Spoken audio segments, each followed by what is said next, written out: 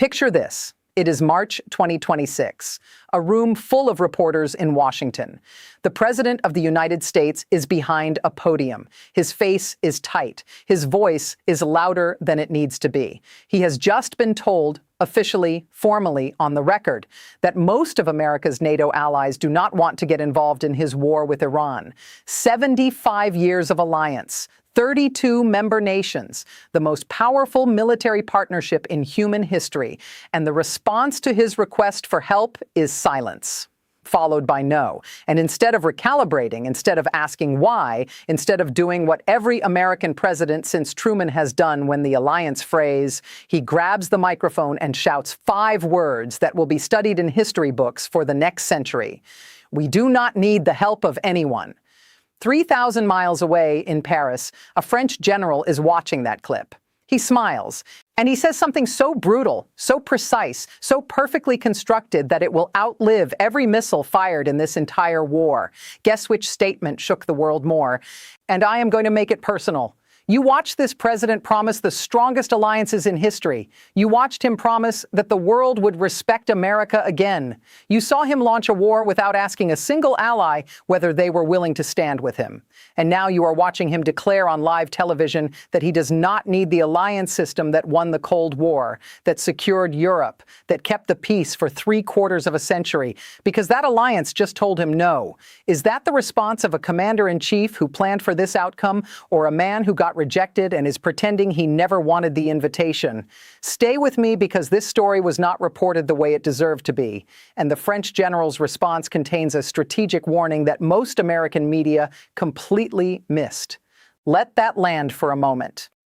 The President of the United States just publicly abandoned the most successful military alliance in modern history.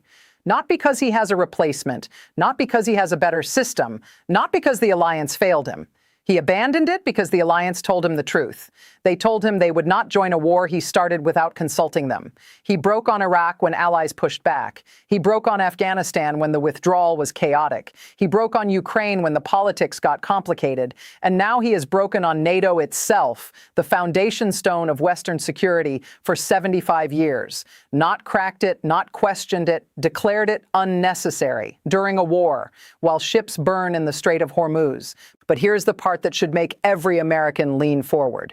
Within hours of Trump's declaration, French General Michel Yakovlev, a senior figure in French military strategic thinking, went on the record with a response that has since been broadcast, shared, and quoted in every major capital on earth. Read that again. A senior French military official compared the American war effort to the Titanic, not before it hit the iceberg, not during the collision, but after, the evening after. When the water is already pouring in, the hull is breached, and the band is still playing because no one has told the passengers the truth yet. That is not a throwaway insult. That is a strategic assessment wrapped in a metaphor. And the metaphor was chosen with surgical precision, because the iceberg did not destroy the Titanic.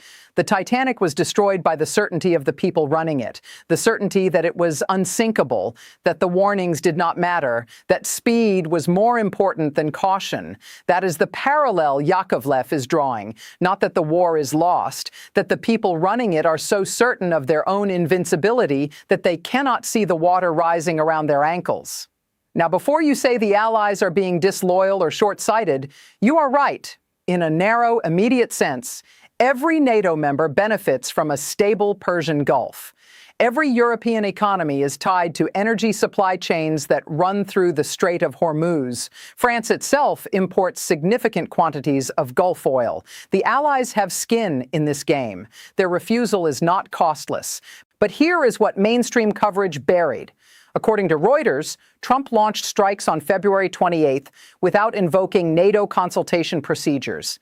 The BBC confirmed that no Article 4 consultation, the mechanism NATO members use to discuss threats before taking action, was requested by Washington before the first bomb fell. AP reported that Allied capitals learned about the strikes from news broadcasts, not from secure diplomatic channels. Think about what that means. The president bypassed the alliance, started a war, watched it spiral, and then called the allies he had ignored, asking them to send ships. Germany's chancellor said plainly, "This is not a NATO matter. Canada declined. Japan declined despite its 95% dependence on oil from the Strait. South Korea declined. And when the rejections piled up, Trump did not ask what went wrong.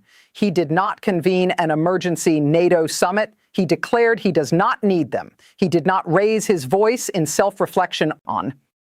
He did not pause to consider that perhaps starting a war without consulting your allies is why your allies will not join it. He just shouted louder. And the louder he shouted, the quieter the alliance became. Now, here is the history lesson that changes everything. NATO has survived disagreements before. France withdrew from NATO's integrated military command in 1966 under de Gaulle and did not return until 2009. Germany refused to join the Iraq War in 2003. Turkey has clashed with allies repeatedly over Kurdish policy. The alliance is not fragile. It was designed to absorb friction. But no American president has ever declared that the United States does not need NATO. Not during the Cold War, not during the War on Terror, not during any crisis in 75 years. And most Americans have never heard that fact stated out loud, because it has never been true before. Every president since Truman understood that American power is amplified by alliances, not diminished by them. That the ability to project force globally depends on bases in allied territory, on intelligence shared across allied networks, on logistics chains that run through allied ports and airfields. The United States does not have a military base in Iran, but it has bases in Germany, in Japan, in South Korea, in Turkey, in Italy, and the United Kingdom, and bases that exist because of NATO and bilateral alliances. When Trump says he does not need NATO, he is saying he does not need the infrastructure that enables American global power. This is precisely why General Yakovlev's Titanic metaphor resonated instantly in every defense ministry on Earth. Because the Titanic's captain did not need warnings either. This is precisely why allies are not just refusing, they are distancing, not hedging, distancing. There is a difference. Hedging means keeping options open. Distancing means calculating that proximity to this president is itself a strategic risk. Here is something that surprises us every time we check the numbers. About 90% of people watching this video right now are not subscribed to this channel. 90%. And here is why that matters for what you are watching right now. The algorithm buries content from channels with low subscribe to view ratios. That means this kind of analysis, the kind that connects a French general's Titanic metaphor to NATO's structural crisis to your gas prices in a single thread, disappears unless you subscribe. You have already done the hard part. You watched this far. The easy part is one click. It costs nothing. It takes 1 second. And it tells the system that this kind of breakdown matters more than 30-second clips with no context. Let's keep going. Let that sit. The most carefully chosen phrase in that statement is informed, not declined, not refused, not rejected, informed. That word is doing enormous work. It is designed to make the rejection sound bureaucratic, procedural, almost administrative, as if the Allies sent a memo rather than delivered a historic strategic verdict. But decode what informed actually means here. It means Allied governments, through their ambassadors, their defense ministers, their heads of state, formally communicated to Washington that they will not participate. That is not a memo. That is a wall. And who is not at the table is the part that should alarm you most. It is not just one region. Germany means continental Europe is out. Canada means North America's closest partner is out. Japan and South Korea mean the Pacific allies are out. The rejection is global, uniform, total. That is not an accident. That is a deliberate, coordinated signal from the entire allied world that this war and this president have crossed a line that consultation could have prevented, but that unilateral action made permanent. And then a journalist asked a question that cut through it all. At a press briefing, a reporter asked the State Department spokesperson directly, if the president says the United States does not need NATO, and NATO allies have confirmed they will not participate, what is the administration's plan for securing the Strait of Hormuz without allied naval support? Let me decode that. American military capability is sufficient means we are alone, and we are pretending that is a choice. Ongoing diplomatic channels remain open means we are still calling and they are still saying no. Every word in that answer is a euphemism for isolation. The United States is not choosing independence from NATO. The United States is experiencing rejection from NATO and rebranding it as independence. Those are fundamentally different things. And every allied capital, every adversary capital, every neutral capital on Earth knows the difference. America is not taking control. America is losing partners, not sharing the burden, not redistributing costs, losing the nations that made the burden bearable. And the concrete numbers back that up. The U.S. Navy has 11 carrier strike groups. Securing the Strait of Hormuz against Iranian fast attack boats, drone boats, sea mines, and coastal anti-ship missiles requires sustained presence that ties down multiple groups indefinitely. Without allied destroyers, frigates, mine countermeasures vessels, and maritime patrol aircraft, the assets that NATO partners provide in every major naval operation, the U.S. fleet is stretched in ways that create vulnerabilities elsewhere, in the Pacific, in the Mediterranean, in the Atlantic. You do not replace 32 allied navies with a press conference. Since launching strikes on February 28, 2026, this administration has produced the following documented outcomes. Every major NATO ally approach for participation has formally declined, confirmed by AP, BBC, Reuters, and the Financial Times through official statements from Berlin, Ottawa, Tokyo, and Seoul.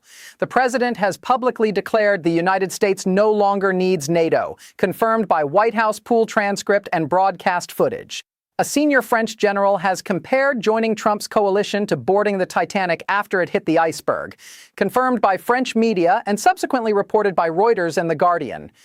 U.S. gas prices have surged 20% to $3.60 per gallon, confirmed by AAA and the Energy Information Administration. Oil has topped $100 per barrel, confirmed by Bloomberg and Reuters. Iran has implemented a selective blockade of the Strait of Hormuz, allowing Chinese and neutral shipping while restricting U.S.-linked vessels, confirmed by Lloyd's List maritime tracking data. These are completed developments with sources, not projections. The generation that watched Mission Accomplished unfold in Iraq, that watched alliances fray and narratives collapse under the weight of reality, is watching something familiar happen right now. Except this time, the president is not just losing the war narrative. He is burning the alliance on the way down. Here is the question that matters now. The Western alliance system is experiencing its deepest rupture since 1949. The president has declared he does not need it. The allies have declared they will not join his war. A French general has told the world that joining Trump is like boarding the Titanic after the iceberg, and the Strait of Hormuz remains a war zone with no coalition to secure it. Option A, this is theater. Trump's declaration is bluster. Allies are performing distance for domestic consumption. Behind the scenes, intelligence sharing continues. Naval coordination persists through bilateral channels, even if NATO as a formal structure is sidelined. The alliance bends dramatically but does not break. When the war ends, relationships repair. The institutional depth of 75 years of partnership outlasts one president's rhetoric. Three things support this view: historical resilience of NATO through previous crises, the sheer economic self-interest of allied nations in Hormuz stability, and the fact that military-to-military relationships often survive political ruptures.